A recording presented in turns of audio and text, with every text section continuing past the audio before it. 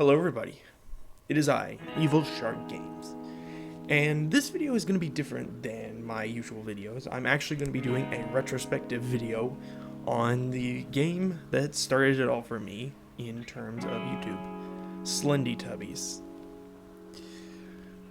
So, I wanted to revisit a game series that I used to love when I was a little bit younger, and still to this day hold a special place in my heart.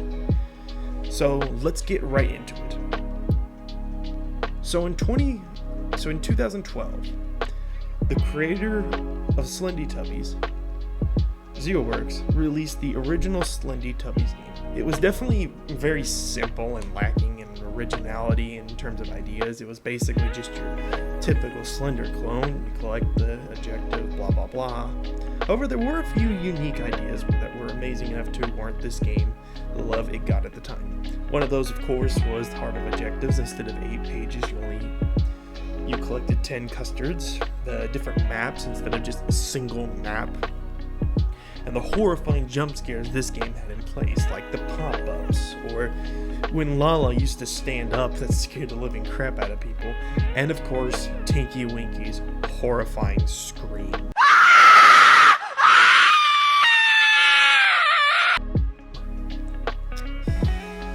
It was incredible to make it stand out to the Slender community. But unlike other developers, Sean did not just want to stop with Slendytubbies 1. He wanted to expand upon it. So 2 years later, in 2014, he created Slendytubbies 2. It was 10 times scarier with great graphics to me. And he brought back the entire gang from Teletubbies as hideous mutants. It was great. This game brought the potential for a bigger story instead of just your silly old Slender clone, and just a dumb fan game he made as a side project, or like a college project for fun giggles. This game also shot the fandom up a bit, not as much as its successors, but it still got a decent following, as well as maybe one or two YouTubers who dedicated some of their channel to this game. I personally loved Slendytubbies 2 when it first came out. It was scary, and I think it was the bigger introduction because when the first game was released, it was kind of a passing, like, oh, I click on the video, I watch it for about a couple minutes, and then I move on. But I actually took an interest in Slendytubbies 2. So this game is very special to me, and it's still very scary. I'm thinking about doing a revisit at some point. But let's move on to the next game in the series. That would be Slendytubbies 2D. This was a slightly different take, being a pixelated 16-bit game, but the same game design as collecting the custards. And, I really enjoyed the graphics. This was also the time that they brought around different hats rather than just Dipsy's cow-skinned hat that he wore a lot. It was also a top-down game, which was a little bit different.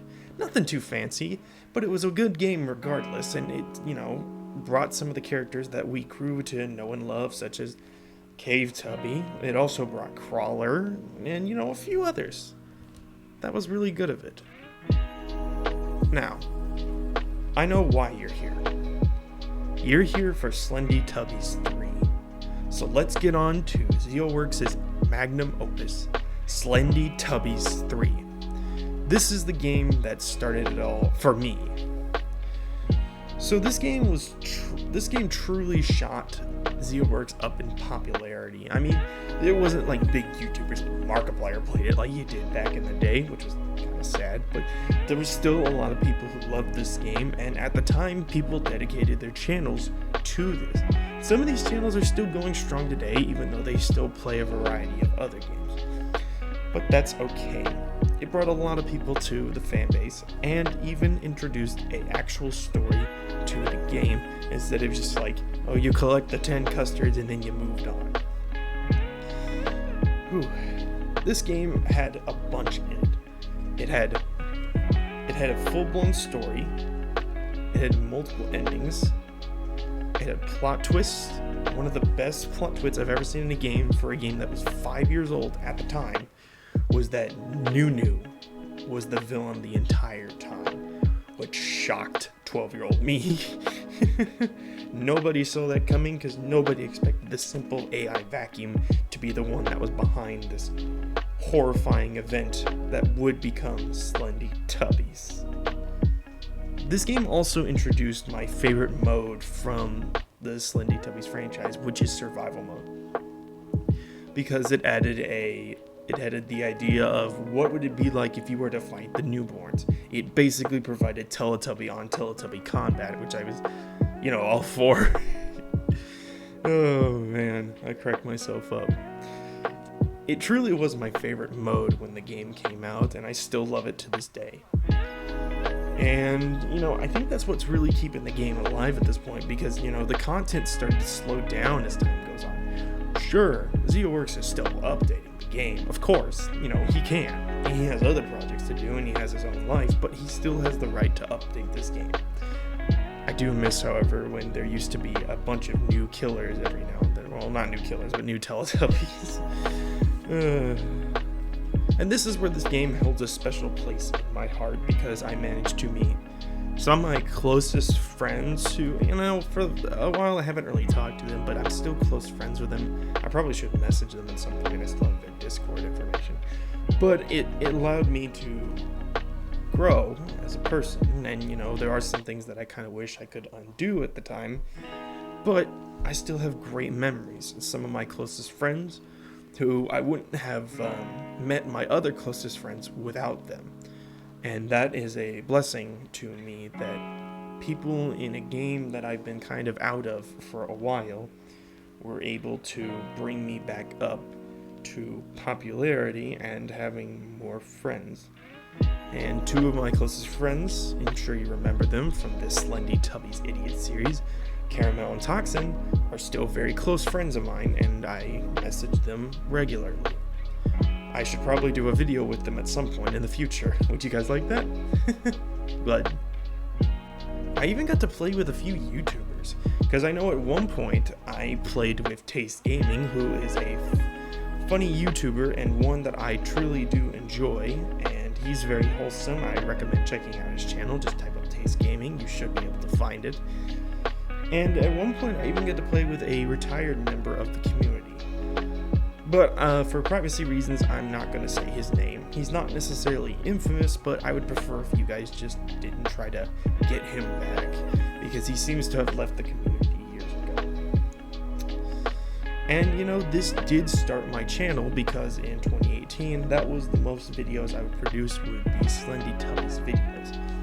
And some of my most popular videos were of Slendytubbies. In fact, my most popular video, with I believe over 200,000 views, was a Slendytubbies video, and I am grateful that people love this series. So that brings me to a few different things that I've really wanted to talk about. But first, I'm going to talk about some things that I still do like, but also dislike about this game in particular. One of the things I really liked was the unique character designs of some of the Teletubbies. I was horrified at Lala's appearance being this twitching, slender figure with eyes scooped out. I loved all three of Poe's mutations. They were so cool. As much as I kind of wish that they had put the rope around Poe's neck when she was in her pre-mutation form. That would have been pretty cool. One thing I really wish that ZeoWorks would do is expand upon the lore of Slendytubbies. If you play Slendytubbies 3, and you go to the cave, and I believe in the mountains too, there was a few pages within the cave describing these Teletubbies who were being kept by people described as coatmen. And this opens up the potential for a bigger story in the franchise, because this can open up a lot of lore potential for the creation of the Teletubbies. Did Nunu have help when he created this? Why is Nunu so intelligent? It could open up so many different doors, because believe me, when Teletubbies aired, that's probably like the one weird thing about that franchise, is that they're weird aliens, they have no family, where do they come from? It was just all one big mess. So I'm really hoping that Sean at some point comes back to the game and decides to add more lore to it, even if it's not that much. One thing, however, I do not like about this franchise is that he essentially retconned all the other games other than Slendytubbies 3 for some reason. It was really confusing because, he had lore set up for, I believe, Slendytubbies 2 and I think Slendytubbies 2D. But he decided to retcon it with Slendytubbies 3. And maybe it's because it's a prequel, but I am very unsure. I do not know Sean. But, Sean, if you're here, I do have a question. Can at some point we do an interview? Okay. If he hears that question, I would love to hear his response, and I'm hoping he says yes, because please say yes. Please. Still, this game is a ginormous blast of nostalgia for me in terms of the franchise and my ever growing closer to becoming an adult. Just looking back on those times where I was just a kid, I did stupid stuff, I made people mad on the internet, and I was just having fun. So now I want to ask a question to everyone who still watches my videos or even has been watching since I started making videos. Do you want me to return to this franchise? Yes or no? That's all I'm going to ask. Yes or no?